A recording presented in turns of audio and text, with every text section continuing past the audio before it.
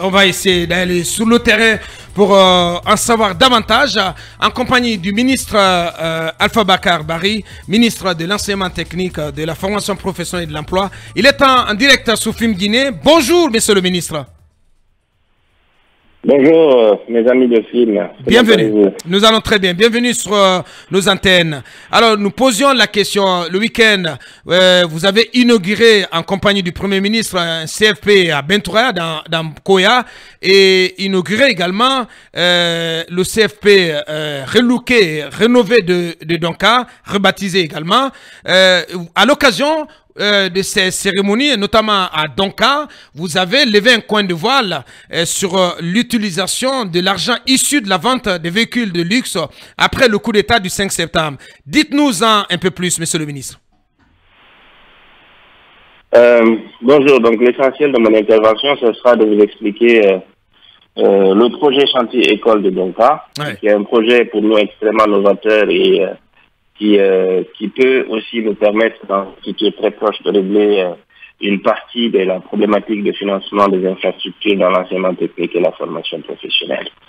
Il faut juste rétablir aussi que le chef du gouvernement, le Dr Bernard Goumou, ainsi que des ministres membres du cabinet du président de la République nous ont accompagnés pour l'inauguration de 3 écoles, pas 2. Alors, l'école régionale des arts et métiers de Bentouraya dans Koya est un établissement de formation technique et professionnelle, mais dont le financement vient du budget national de développement et de la Banque islamique de développement. Il faut rétablir cela rapidement. Donc, cette école, c'est dans la suite des séries d'écoles régionales d'arts et métiers qui sont en ce moment en construction en Guinée.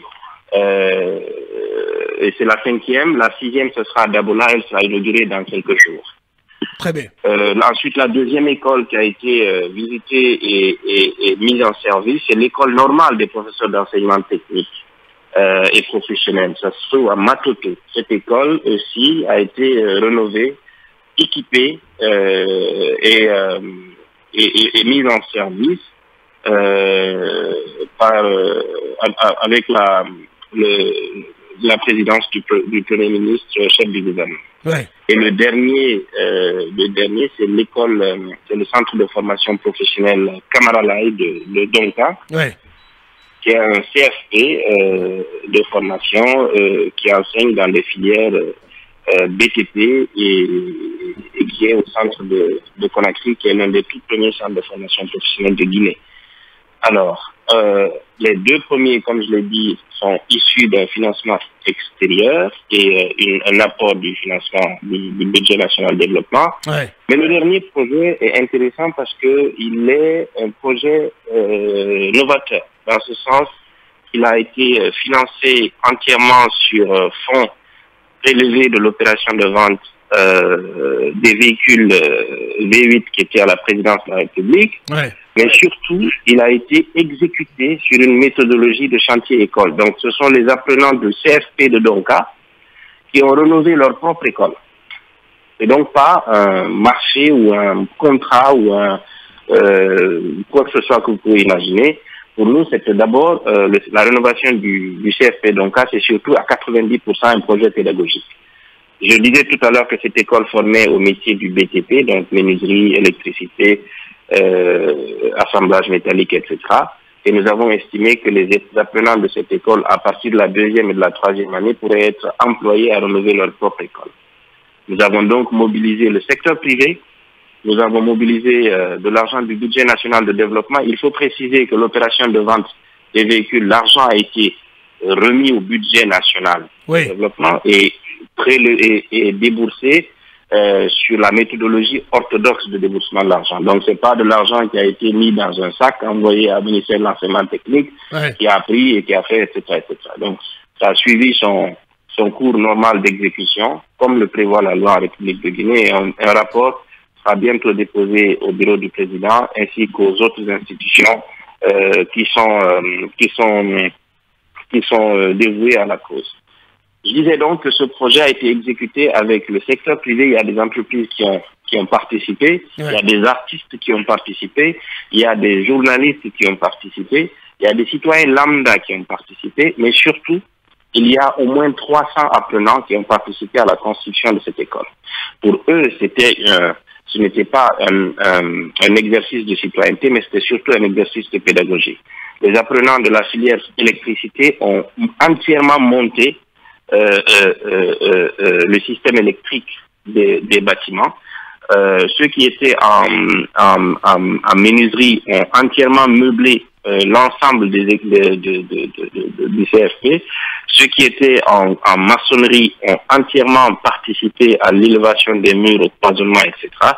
Donc du coup, c'est une expérience pour nous qui est extrêmement enrichissante et qui nous a permis d'apprendre 2 ou 3 choses. La première, c'est que nous pouvons en fait réduire les dépenses de l'État dans la construction des infrastructures si nous adoptons ce genre de méthodologie. Ouais.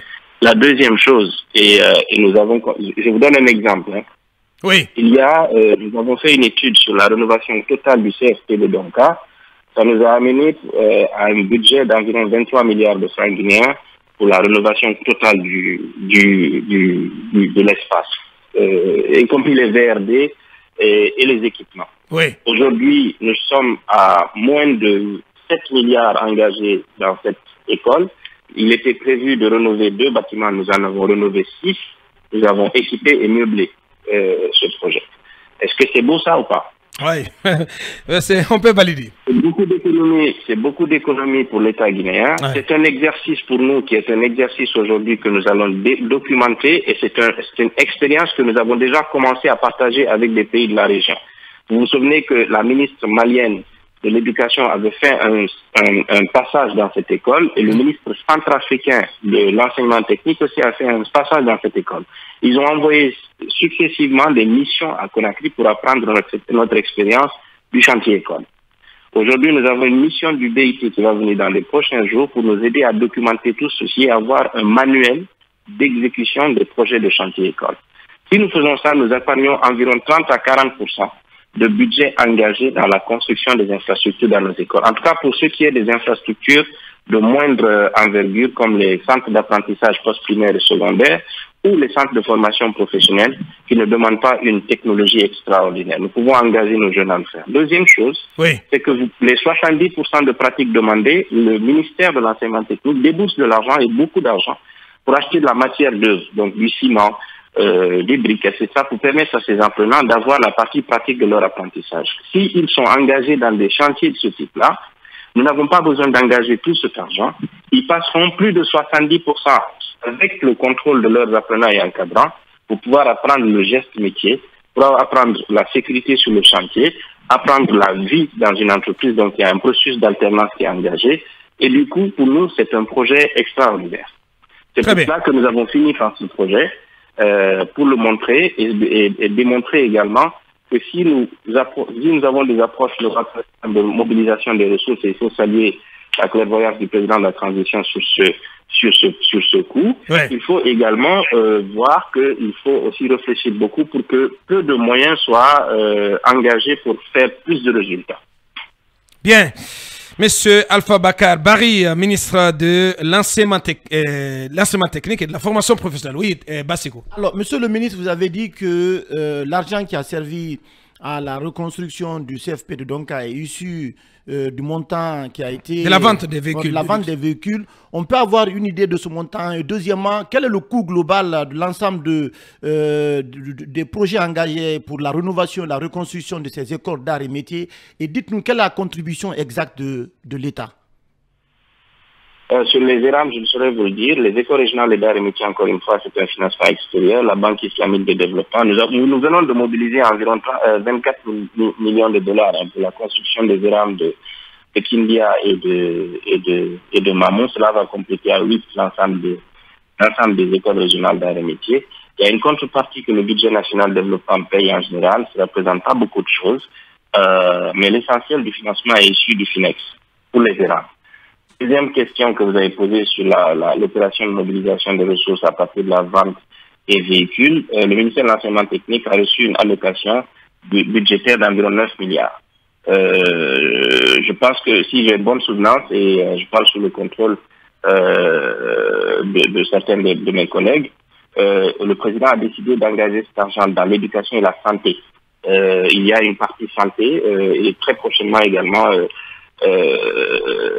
il y aura un rapport détaillé sur ce genre d'opération. Mais tenez-vous bien, le président a exigé que non seulement cet argent soit reversé au trésor public et donc utilisé sur une opération budgétaire absolument normale et transparente, supervisée, ouais.